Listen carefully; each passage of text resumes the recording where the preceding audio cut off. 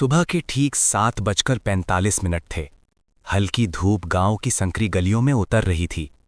ओस से भीगी घास पर सूरज की किरणें ऐसे चमक रही थीं जैसे किसी ने मोती बिखेर दिए हों। दूर मंदिर की घंटी की धीमी आवाज हवा में घुल रही थी। और उसी सुबह एक 8 साल का छोटा सा बच्चा कंधे पर बस्ता टांगे नंगे पांवों मिट्टी के रास्ते पर स्कूल जा रहा था। उसे क्या पता था कि आज उसके टिफिन का पहला कौर कोई इंसान नहीं, स्वयं भगवान खाने वाले हैं। उस बच्चे का नाम था आरव। आरव के घर में धन नहीं था, लेकिन दिल बहुत बड़ा था। उसके पिता दिहाड़ी मजदूर थे, कभी काम मिलता कभी नहीं।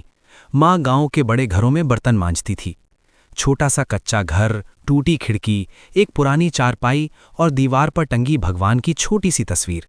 हर सुबह आरव की माँ उस तस्वीर के सामने दिया जलाती और कहती, हे प्रभु, मेरे बच्चे का ध्यान रखना।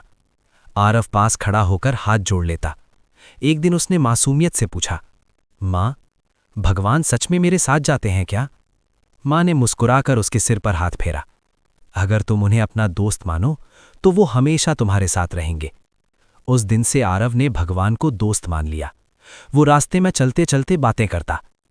आज मैथ्स का टेस्ट है, देखना पास करा देना। आज टिफिन में क्या है पता है? रोटी और गुड़।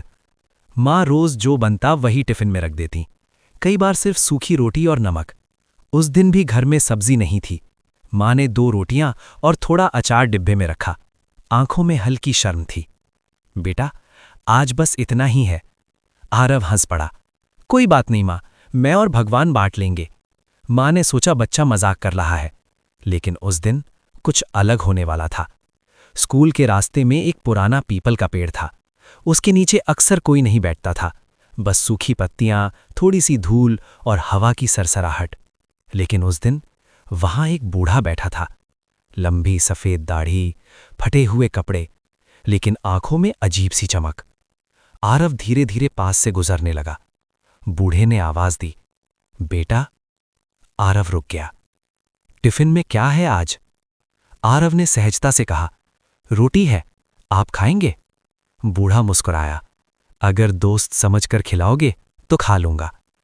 आरव की आंखें चमक उठीं। मैं तो भगवान को भी दोस्त मानता हूं। बूढ़े ने गहरी नजर से उसे देखा, धीरे से बोला, तो आज भगवान तुम्हारा टिफिन जरूर खाएंगे। आरव बैठ गया।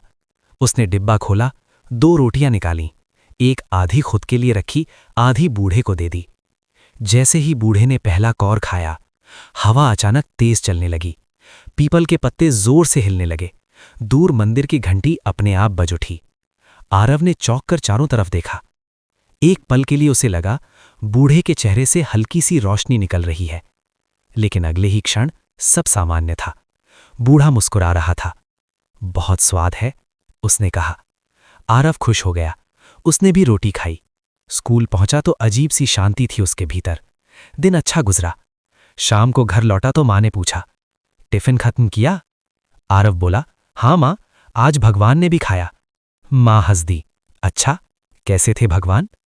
लंबी दाढ़ी थी, आंखों में चमक, और जब हंसे तो हवा चलने लगी। माँ कुछ पल के लिए चुप हो गई। अगले दिन फिर वही हुआ। बूढ़ा वहीं बैठा था। आरव ने बिना पूछे आधा टिफिन उसके साथ बांट लिया। हर बार कुछ ना कुछ अजीब होता।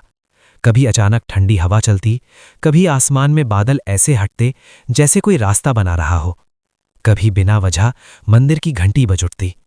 धीरे धीरे ये रोज का नियम बन गया। एक दिन स्कूल में बड़ी परीक्षा थी। आरव बहुत घबराया हुआ था।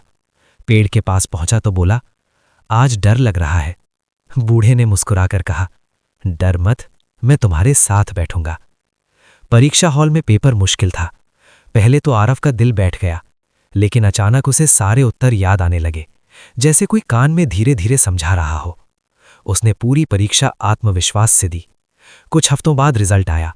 आरव पूरे स्कूल में सबसे ज्यादा नंबर लेकर पास हुआ। मास्टर जी ने पूछा, कैसे किया तुमने ये? आरव मुस्कुराया, मेरे दोस्त ने मदद की। दिन बीतते गए, लेकिन एक दिन जब आरव हमेशा की तरह टिफिन लेकर पहुंचा, वहां कोई नहीं था, न बूढ़ा न कोई निशान। वो देर तक बैठा रहा। अगले दिन फिर आया, फिर खाली। तीसरे दिन उसने पास के दुकानदार से पूछा, यहां जो बूढ़े बाबा बैठते थे वो कहाँ गए? दुकानदार हैरान हुआ। कौन बाबा? यहां तो कोई नहीं बैठता। आरव के मन में हलचल हुई। उस रात उसे सपना आया। वही पीपल का पेड़, वही हवा और वही बूढ़ा, लेकिन इस बार फटे कपड़ों में नहीं, दिव्य प्रकाश में लिपटा हुआ। आंखों में करुणा, चेहरे पर अपार शांति।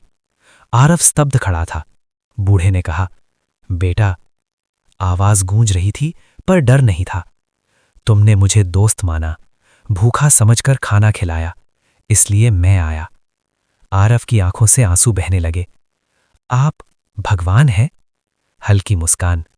जब भी किसी भूखे को दोस्त समझकर खिलाओगे, समझना मैंने ही खाया है। सुबह जब आरव की आंख खुली, उसका दिल हल्का था। वो भागकर मां के पास गया। मां, भगवान सच में आते हैं। मां ने उसके चेहरे की चमक देखी। उसे कुछ समझ नहीं आया, लेकिन विश्वास हो गया कि कुछ तो हुआ है। उस दिन से आरव ने तय किया, वो कभी किसी भूखे को बिना खाना दिए नहीं जाने देगा। धीरे धीरे उसने अपनी छोटी सी आदत को बड़ा रूप दे दिया।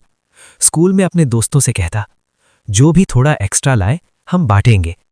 कुछ बच्चे हंसे, कुछ जुड़ गए। 1 साल में स्कूल में साझा टिफिन दिवस शुरू हो गया। गांव के लोग भी जुड़ने लगे। पीपल के पेड़ के नीचे हर शनिवार खाना बांटा जाने लगा और वहां एक छोटी सी पट्टी लगा दी गई, यहां भगवान रोज टिफिन खाते हैं। सालों बाद आरव बड़ा हुआ, पढ़ लिखकर शहर गया, लेकिन हर साल गांव लौटता। एक दिन फिर उसी पेड़ के नीचे बैठा। हवा हल्की थी। उसने आंखें बंद की, धीरे से बोला, दोस्त, आज भी आधी रोटी तुम्हारी है। उसी पल हल्की सी हवा चली, पीपल के पत्ते हिले, दूर मंदिर की घंटी बजी और आरव के कंधे पर जैसे किसी ने हल्के से हाथ रखा। उसने आंखें खोली। कोई दिखाई नहीं दे रहा था, लेकिन दिल भर आया था, क्योंकि अब उसे समझ आ गया था, भगवान को बड़े मंदिरों में ढूंढने से पहले कभी किसी भूखे के चेहरे में देखना चाहिए, कभी किसी मासूम बच्चे की सच्ची भावना में, क्योंकि कभी-कभी भगवान